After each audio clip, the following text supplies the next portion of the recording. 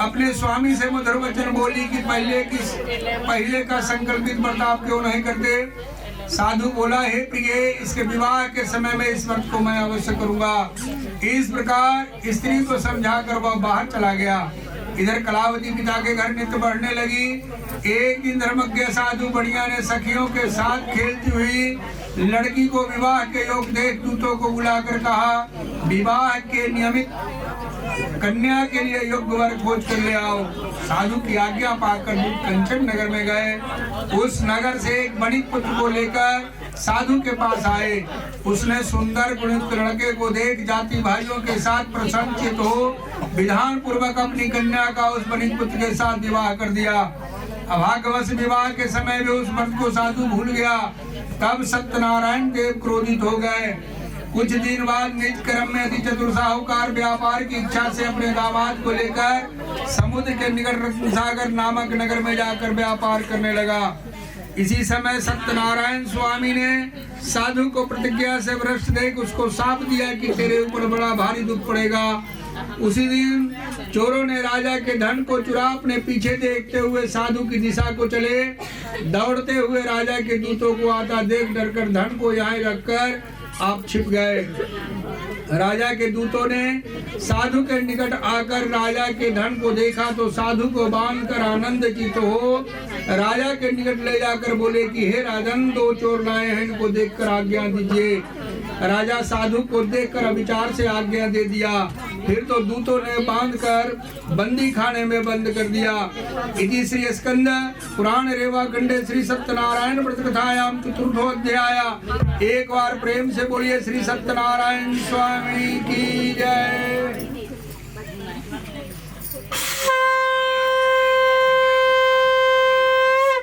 वृंदावन बिहारी लाल की जी। बोले सत्यदेव जी के माया से चंद्रकेतु राजा ने उन दोनों बनिए के वचन को कुछ भी न सुना और उनका सब धन ले लिया। श्री सत्यनारायण के शाप से साधु और दामाद के घर पर स्त्रियां भी बड़ी दुखित हो गई। चोरों ने घर का धन भी चुरा लिया। आधी व्याधि से पीड़ित और भूखी प्यासी लीलावती अन्न की चिंता से घर घर घूमने लगी और कलावती कन्या भी नित्य घूमने लगी। एक दिन रात को भूख से दुखित कलावती एक ब्राह्मण के घर पर गई। वहां सत्यनारायण के व्रत को देख कथा को सुन निज मनोरथ को मांगे और प्रसाद को खाकर कुछ रात गए अपने घर आई। तब लीलावती अपनी कन्या को धिक्कारने लगी, हे पुत्री, इतनी रात तक तुम कहाँ रही, तेरे मन में क्या है। तब कन्या माता से सत्य वचन बोली कि हे माता, मनोरथों को परिपूर्ण करने वाले श्री सत्यनारायण के व्रत को ब्राह्मण के घर में देखी हूँ। लीलावती कन्या कलावती का वचन सुनकर श्री सत्यनारायण के व्रत को करने के लिए उद्यत हुई। पतिव्रता साधु की स्त्री अपनी कन्या सहित बंधु बांधवों के साथ श्री सत्यनारायण के व्रत को किया। उसने सत्यदेव से यह दिव्य वर मांगा कि हे सत्यदेव, हमारे पति और दामाद जल्दी अपने घर आवे। मेरे पति और दामाद के अपराध को क्षमा करने योग्य हैं, अतः क्षमा कीजिए। इससे श्री सत्यनारायण स्वामी संतुष्ट हो गए और चंद्रकेतु राजा को स्वप्न दिया कि हे राजन, कल सवेरे सज्जन बड़ियों को छोड़ देना, नहीं तो हम धन पुत्र के सहित तेरा राज्य नष्ट कर देंगे। तब प्रातः काल के समय राजा निज जनों के साथ सभा में उपस्थित हो मंत्री जनों से अपना स्वप्न सुनाकर कहा कि बांधे हुए बनिया को शीघ्र छोड़ दो। ऐसा आदेश दिया। यह सुनकर दूत लोग बनियों को बंदी खाने से छुड़ाकर राजा के निकट लाए और विनय युक्त वचन बोले, हे महाराज, हम इन दोनों बनियों को बंधन से छुड़ा कर लाए हैं, अब आपकी क्या आज्ञा है। उन दोनों ने महाराज चंद्रकेतु को नमस्कार कर प्रवृत्तांत का स्मरण करते हुए राजा चंद्रकेतु से साधु तथा दामाद ने कुछ नहीं कहा। बनिक पुत्र को देखकर राजा आदर से बोला, अभाग्यवश तुमको बड़ा भारी दुख मिला, अब आप लोग भय न करना। इस प्रकार राजा ने कहकर उन दोनों के हाथ पैर की हथकड़ी बेरी कटवाकर खैर कर्म करवाया। फिर वस्त्र और आभूषण आदि देकर बनिया को अत्यंत संतुष्ट किया। पहले जितना धन लिया था उसका दूना धन देकर कहा, अब आप अपने घर को जावे। दोनों बनिया ने राजा को नमस्कार कर कहा कि आपकी कृपा से घर जाते हैं। इति श्री स्कंद पुराणे रेवा खंडे श्री सत्यनारायण प्रतिकथायां पंचमो अध्याय। एक बार प्रेम से बोलिए श्री सत्यनारायण स्वामी की जय। श्री सूत जी बोले, चार पूर्वक कर पूजा कर ब्राह्मणों को धन देकर निज नगर को चला। कुछ दूर जाने पर श्री सत्यनारायण देव ने वैश्य के मन की बात जानने के लिए पूछा कि तुम्हारे नाव में क्या है। मदोन्नत महाजन बढ़िया हंसकर बोला, दंडनी क्यों पूछते हो, क्या धन लेने की इच्छा है? मेरी नाव में लता पत्राधिक है। तब दंडी ऐसे वचनों को सुनकर बोले कि तेरा वचन सत्य हो। ऐसा कहकर आप समुद्र के पास बैठ गए। दंडी के चले जाने पर नित्य क्रिया कर नाव को ऊपर उठा देख साधु को आश्चर्य हुआ। जो ही उसने नाव लताधिक देखा तो ही मूर्छा को प्राप्त हो भूमि पर गिर गया और सचेत होने पर अति चिंता करने लगा। साधु से दामाद बोला कि व्यर्थ शोक क्यों करते हो? उन्हीं दंडी महाराज ने साथ दिया है, वे सब कुछ कर सकते हैं, इसमें संशय नहीं। इसलिए उन्हीं की शरण में चलें क्योंकि मनोरथ उन्हीं से सिद्ध होगा। साधु दामाद के वचन सुनकर दंडी के पास गया और दंडी को प्रणाम कर भक्ति से देखकर आदरयुक्त वचन बोला, जो मैंने आपसे कहा था उस अपराध को क्षमा कीजिए। यह कहकर बारंबार नमस्कार कर शोकाकुल हो गया। तब दंडी उसको रोते हुए देखकर बोले, रो मत, मेरे वचन को सुन। तू मेरी पूजा से सदा मुंह फेरे रहता है और मेरी इच्छा से है तुझे बारंबार दुख मिला है। भगवान का यह वचन सुनकर साधु स्तुति करने लगा। साधु बोला कि स्वामी, आपकी माया से मोहित ब्रह्मादि देवता भी आपके बड़े अद्भुत गुण और रूप को नहीं जानते। तब आपकी माया से मोहित मैं मूढ़ आपको कैसे जान सकता हूँ? अतः हमारे ऊपर प्रसन्न हो जाइए। मैं यथाविधि विस्तार से आपका पूजन करूंगा। मैं आपके शरणागत हूँ, मुझे पहले वाला सब धन दीजिए। उसके भक्ति युक्त वचन सुनकर भगवान संतुष्ट हो गए और मनोवांछित वर देकर वहां यंत्र ध्यान हो गए। साधु नाव को धन से परिपूर्ण देख उस पर चढ़ गया। सत्यदेव की कृपा से मनोरथ पूर्ण हुआ। यह बात अपने सज्जनों से कह यथाविधि पूजन कर सत्यदेव की कृपा से बड़ा हर्षित हुआ। नाव को यत्न से सजे कर अपने देश को चल दिया। अपने नगर के समीप साधु आकर दामाद से कहने लगा कि वह मेरी रत्नपुरी देखो। ऐसा कहकर उसने धन की रक्षा करने वाले दूत को वहां भेजा।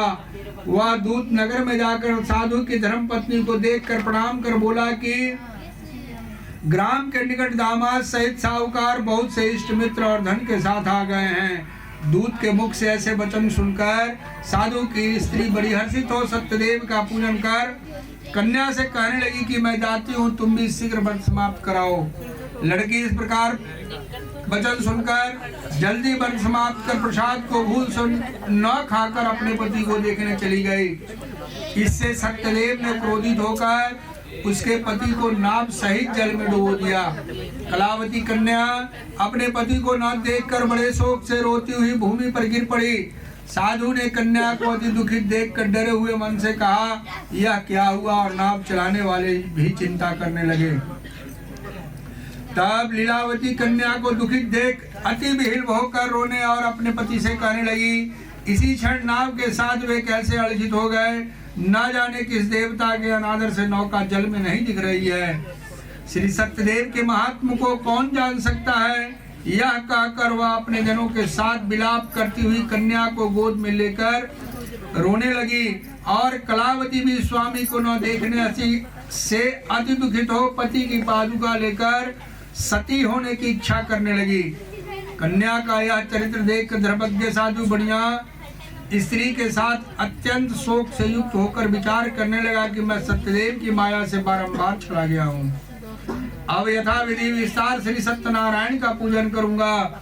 इस प्रकार सबको बुलाकर कहने लगा और बारंबार पृथ्वी पर गिरकर साष्टांग दंडवत किया। इसी पर दिनों के पालन करने वाले सत्यनारायण भगवान संतुष्ट हो गए। भक्त वत्सल श्री सत्यदेव जी की कृपा से आकाशवाणी हुई कि तुम्हारी कन्या प्रसाद को त्याग कर पति को देखने चली आई है। इसी कारण इसका पति अधीर सो गया है। यदि वह पुनः घर जाकर प्रसाद को भक्षण कराएगी तब पति को निसंदेह पाएगी। कन्या ने आकाशवाणी सुनकर शीघ्र ही घर जाकर प्रसाद को भक्षण कर अपने पति को देखा। तब कलावती संतुष्ट होकर अपने पिता से कहने लगी कि अब शीघ्र ही घर को चलिए, विलंब न कीजिए। कन्या के वचन को सुनकर साधु दामाद सहित संतुष्ट होकर धन और बंधुओं के साथ अपने घर को गया। उस दिन से वह हर महीने और हर संक्रांति पर विधि पूर्वक श्री सत्यदेव का पूजन किया। इस तरह सुख प्राप्त कर वह अंत में सत्यदेव के लोक को चला गया। फिर सूत जी कहने लगे कि हे मुनि श्रेष्ठ, हम आपसे और भी कथा करते हैं, उसको सुनिए। इति श्री स्कंद पुराणे रेवा खंडे श्री सत्यनारायण व्रत कथायाम षष्ठमो अध्याय। एक बार प्रेम से बोलिए श्री सत्यनारायण स्वामी की जय।